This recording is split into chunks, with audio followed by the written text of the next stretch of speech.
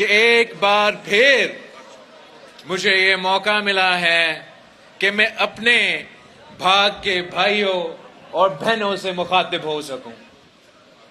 اور ہم شاید کشمیر کی تاریخ میں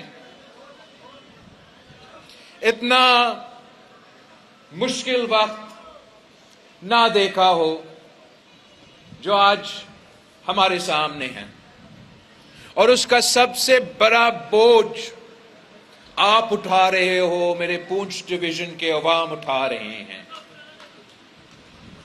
یہ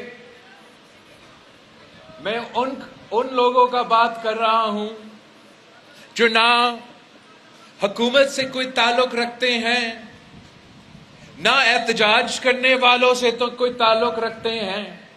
وہ بس اپنا زندگی جینا چاہتے ہیں، وہ نوکری پہ جانا چاہتے ہیں، اسکول جانا چاہتے ہیں، کاروبار کرنا چاہتے ہیں.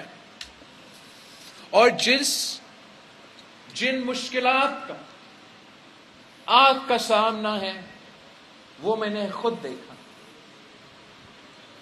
پاکستان میں یہ شاید کہیں ایسے نہیں ہوا ہو کہ 50 دن پورا کا پورا انٹرنیٹ بند پڑا ہوا ہو، سڑکیں بند پڑے ہوئے ہو، احتجاج جاری ہو اور اس مسئلہ کا کوئی حل بھی نہ نکلے. میں نے شروع سے پاکستان پیپلز پارٹی نے اور ہم سب نے یہ موقف لیا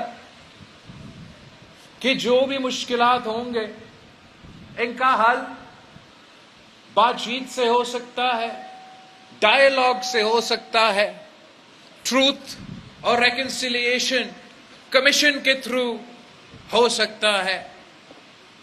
مگر جو موجودہ حالات، جہاں ایک طرف میرے پولیس، میرے افواج شہید ہو رہے ہیں تو دوسری طرف کشمیریوں کا خون بہہ رہے ہو، اس میں ہر کشمیری بھی دکھا ہے اور ہر پاکستانی بھی پریشان ہے. ان حالات میں آزاد کشمیر اسمبلی نے اب یہ بلاول بھٹو کا رائے نہیں رہا، یہ پاکستان پیپلز پارٹی کا صرف موقف نہیں رہا. اب آزاد کشمیر اسمبلی بھی یہ قرارداد نہ صرف پیش ہوا ہے مگر پاس ہوا کہ سچ کمیشن بنایا جائے. وہ سچ کمیشن جب تک اپنا کام مکمل نہ کرے تب تک احتجاج کرنے والے بھی احتجاج بند کرے اور کارروائی کرنے والے بھی اپنا کارروائی بند کرے. اور اگر یہ سچ کمیشن فیصلہ کرتا ہے کہ کسی نے جرم کیا، کسی نے قانون اپنے ہاتھ میں لے لیا تو ان کے خلاف ضرور کارروائی. اور اگر ہمارا سچ کمیشن یہ طے کرتا ہے کہ کوئی فرد بے گناہ کے اوپر غلط الزام لگا ہے تو موقع ملے کہ وہ غلط الزام بھی مٹ جائے. میرے سامنے حل تو یہی ہے، راستہ تو یہی ہے، اور ہم گزارش ہی کر سکتے ہیں، مطالبہ کر سکتے ہیں، اپیل کر سکتے ہیں باقی تمام سٹیک ہولڈرز سے کہ عوام کا رائے پہ، اسمبلی کے رائے پہ چلے، آزاد کشمیر میں امن قائم کیا جائے تاکہ عام آدمی کا زندگی ایک بار پھر معمول سے ہو. اس امتحان میں، اس مشکل میں ساتھ ساتھ حل یہ بھی تھا کہ صاف اور شفاف الیکشنز کروایا جائے. اور وہ صاف اور شفاف الیکشنز کے ذریعے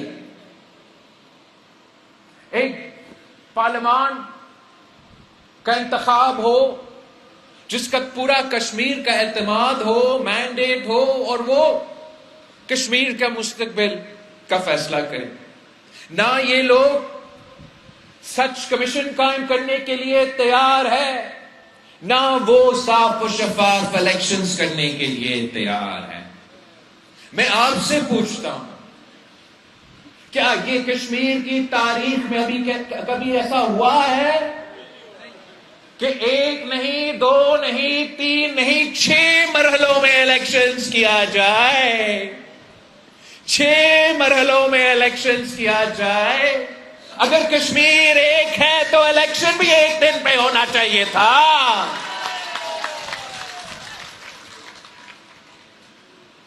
مرحلے میں الیکشنز کروایا جائیں گے، مرحلے میں، تاکہ امن قائم ہو، الیکشنز میں امن ہو، الیکشنز پرامن رہیں، الیکشن صاف و شفاف ہو. تو میں آپ سے پوچھتا ہوں کہ کون سا مرحلہ میں صاف و شفاف الیکشنز ہوئے؟ کون سا مرحلہ میں پرامن الیکشنز ہوئے ہیں؟ یہ اصل میں مرحلہ وائز الیکشنز کروائیں گے، اس لیے وہ دھاندلی کروانا چاہتے تھے. وہ جانتے تھے کہ 10 سیٹیں تو جیب میں پہلے سے ڈال دیے تھے، مگر یہ جو شیر ہے نا، شیر اپنے آپ کو کہتا ہے کہ وہ شیر ہے، یہ طاقت کے بھوکے ہیں، اقتدار کے بھوکے ہیں. انہوں نے وہ 10 سیٹیں اپنے جیب میں، تو پھر میرپور پہ ڈاکہ مارا، مظفر آباد پہ ڈاکہ مارا. اب وہ آپ کی طرف دیکھ رہے ہیں، پونچھ کی طرف دیکھ رہے ہیں، باغ کی طرف دیکھ رہے ہیں. 10 اگست کو ان کو پتا جائے گا کہ پونچھ میں رہنے والے، باغ میں رہنے والے شیر کے شکار کرنے والے ہیں. ان کا یہ غلط فہمی ہے،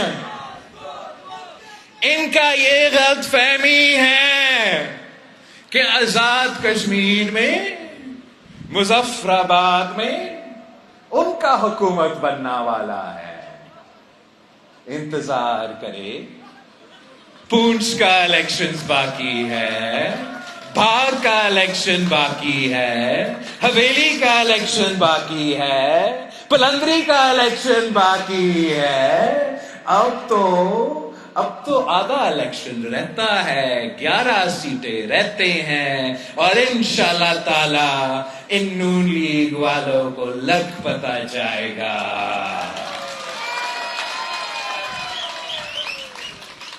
یہ تو ان کا غلط فہمی ہے، ان کا غلط فہمی ہے کہ مظفر آباد میں ان کا حکومت بنانے جا رہی ہے. اصل میں اسلام آباد والا حکومت بھی خطرہ میں ہے. الٹی گنتی تو شروع ہو چکی ہے.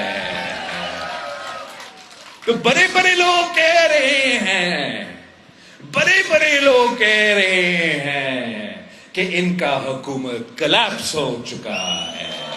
یہ میں نہیں کہہ رہا، نہ ہی میں وزیر اعظم پاکستان پہ کی نیت پہ کوئی شک کرنا چاہتا ہوں.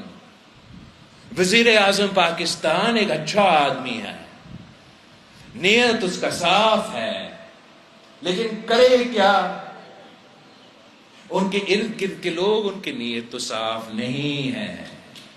یہ جو الٹی گنتی شروع ہو چکی ہے، یہ پاکستان پیپلز پارٹی نے نہیں شروع کیا، یہ ان کے اپنے لوگوں نے شروع